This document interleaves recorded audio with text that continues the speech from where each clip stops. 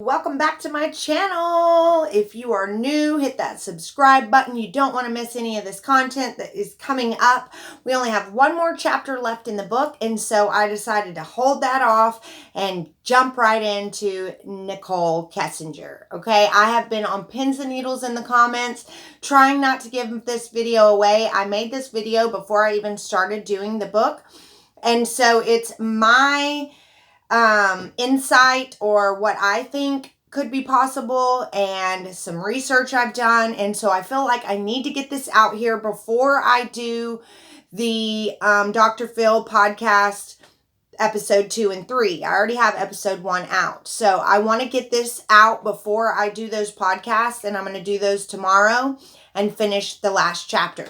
But let's talk about Nichol.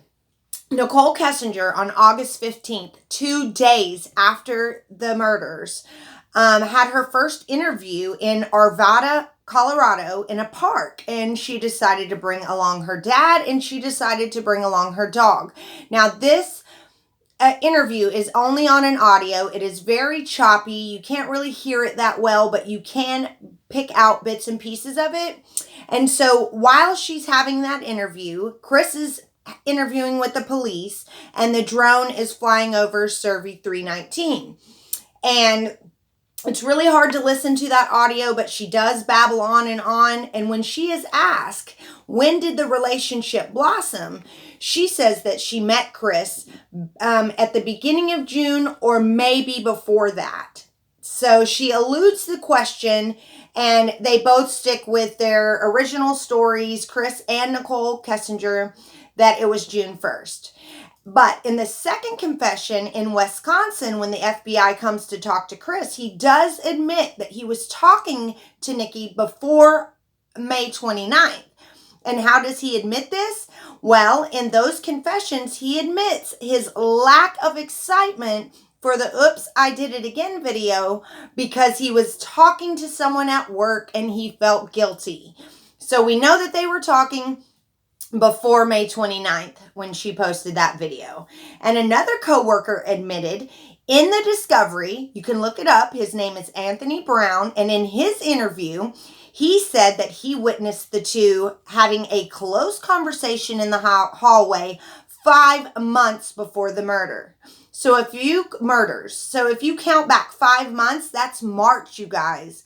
So there is a witness to that, and that is in discovery. I couldn't wait to report these facts to you guys because they were all saying them in the comments and everything, and I just wanted to let you guys know that I just haven't had time to get out of the book to tell you guys what I'm thinking.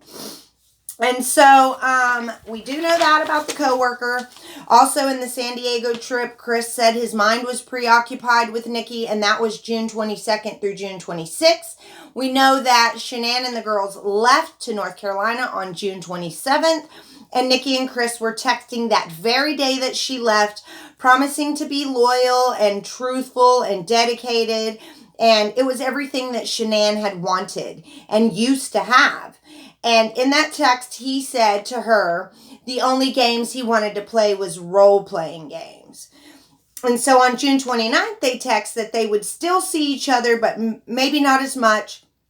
And that maybe not as much as they like, but they would make it happen. And they both admit that they are addicted and hooked. And then on June 29th, they admit how awful it's going to be without each other the next day and not next to each other in the bed that night. So we can only assume that he had been there the day that Shanann left on the 27th and the 28th, because this is they're texting on the 29th, talking about how hard it's going to be without having the other next to him in the bed. And so Nikki's birthday was on July 3rd, and we all can clearly see in his birthday card that he gives her that it has been going on for a while. And also, does anyone know when Chris started working for Anadarko or when Nikki started working for Anadarko? I know that that has never been addressed. So we would know their exact time of meeting if we knew when Nikki started or when Chris started. I know that she was only working through a temp service, and so usually those contracts are for 6 months, a year, or 18 months.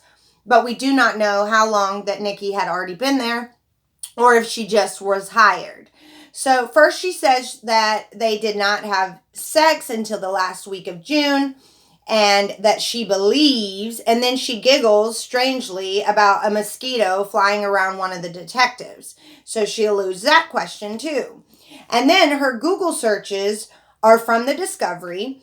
On August the 3rd of 2017, a year before the murders, she Googles Chris Watts at 11 o'clock.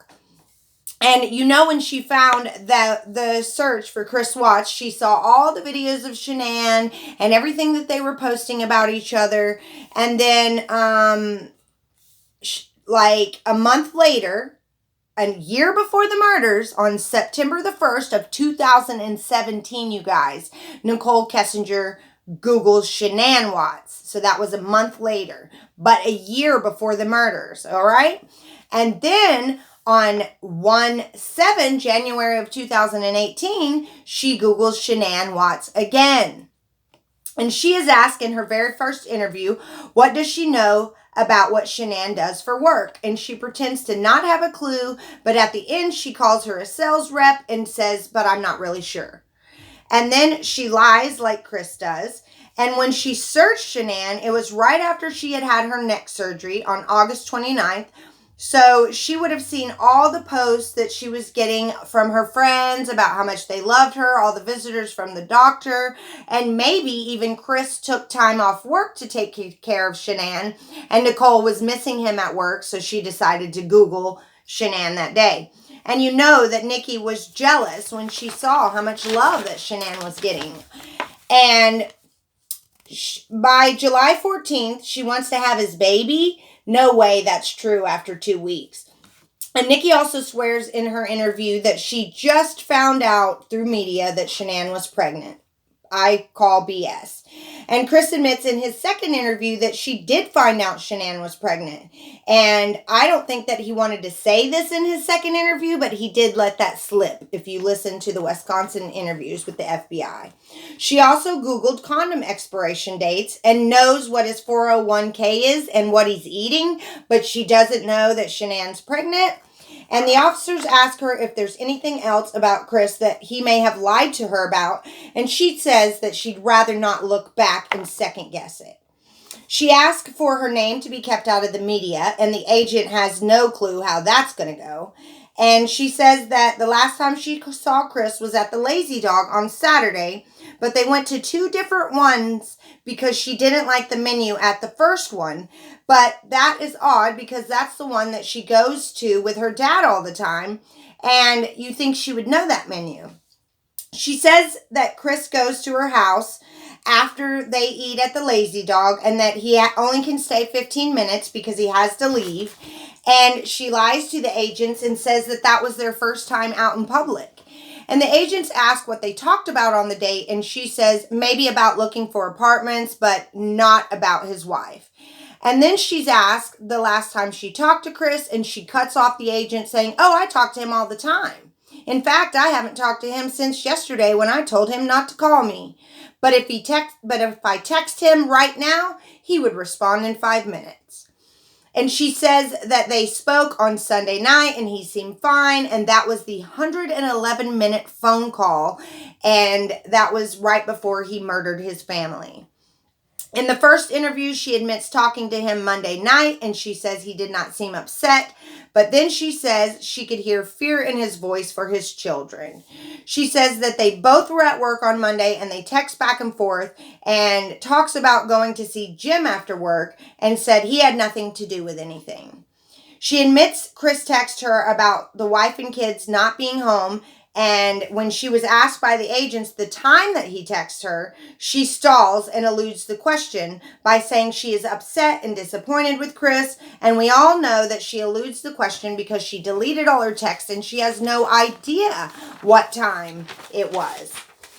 And so we know from discovery that Officer Goodman attempted to reach Chris at 2 a.m. the night after the murders on 8/14. And Chris would answer, but it would be quiet and then disconnect. Then Chris made calls to him. And when the officer answered, it was silence and dead air. And Chris calls from his work phone at 2:05 and says that his personal cell phone is not acting right. At 2:06, Chris is calling Nikki, but it goes to voicemail while he's on his work phone with the police.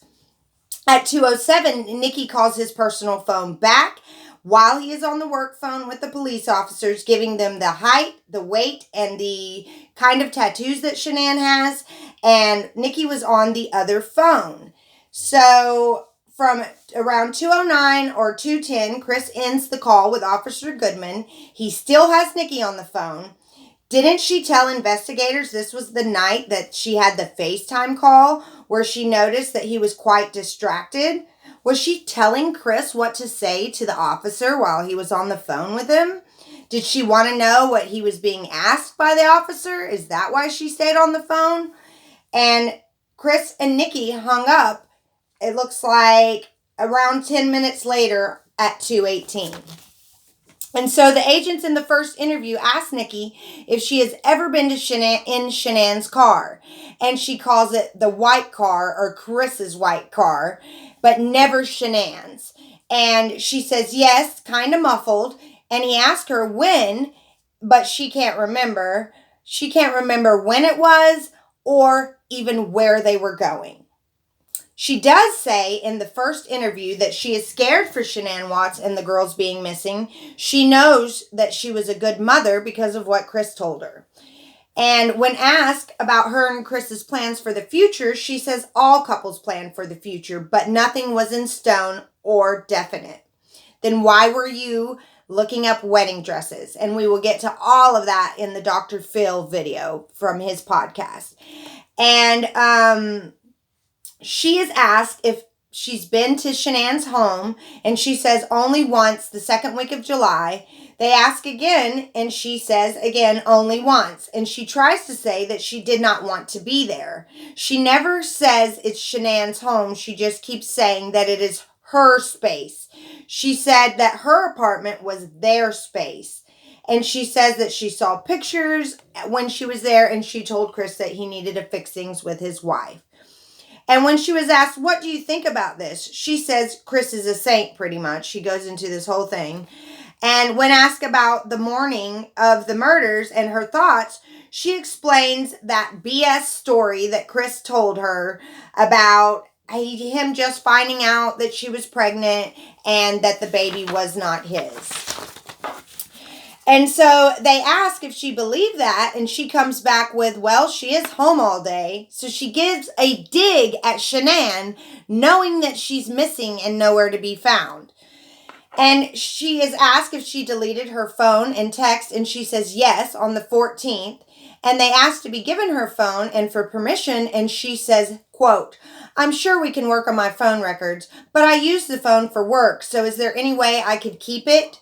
Is there another way? The agent says something about having software that can retrieve deleted messages, and she sounds shook when she says, oh, okay. And then they ask if they spoke on both phones and to give them the numbers that she spoke to him on, and she pretends not to know how to find those numbers, and she acts kind of dingy and basically tells them to find them themselves. And the agent said that they forgot to catch her full name and that they just got her first name, and they asked her what her last name was, and she makes it a point to say, wow. Yeah, just like that.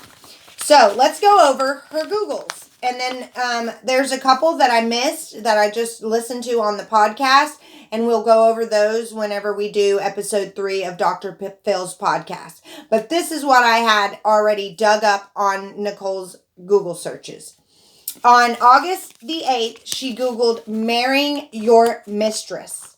This is just 5 days before the murder. On August 12th, she Googled the address, 2825 Saratoga Trail, and Ronnie Watts. That's the day before. Okay, that's the day before the murders, you guys. And the day before the murders, she had a 111-minute phone call that she can't remember what they talked about. And then the murders happened. And then on 8/13, the morning of the murders, she pings in Frederick, Colorado at 6:16 a.m. And she also is calling Jim at that time. On that same day, she tells Chris to pawn the ring. The day that the kids and wife are missing, she says to pawn the ring. On that same night, she eavesdrops on the agent and Chris's phone call about Shanann and the kids. That same night, she tells Chris to move his truck so she won't be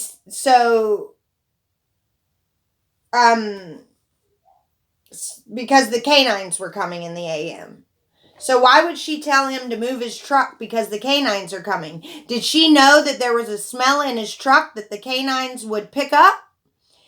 And on 8/14, she Googles Shanann Watts for hours and then deletes the history. On 8/14, she tells Chris to delete his phone. On 8/14, she Googles, can cops trace text? And how long do phone companies keep text? And she Googles the difference between text content and text detail. On 8/14, she deletes her phone and gets a new one. Somewhere between 8:15 and 8:17, she does all of her interviews full of lies. And on 8/19, she Googles, does people hate Amber Fry? Amber Fry book deal. And Amber Fry's net worth. Now, Sherilyn Cadle did announce that she held back Nichol Kessinger's chapter. That there was a whole chapter on Nichol Kessinger that she held back. So there's probably a second book coming, or she's going to sell that to the Daily Mail. But I am going to come back for that final chapter, you guys. I had to get this out there, and we are going to go over lots of stuff now that we are wrapping up this book. And thank you so much for your love and support. Hit that subscribe button. Bye.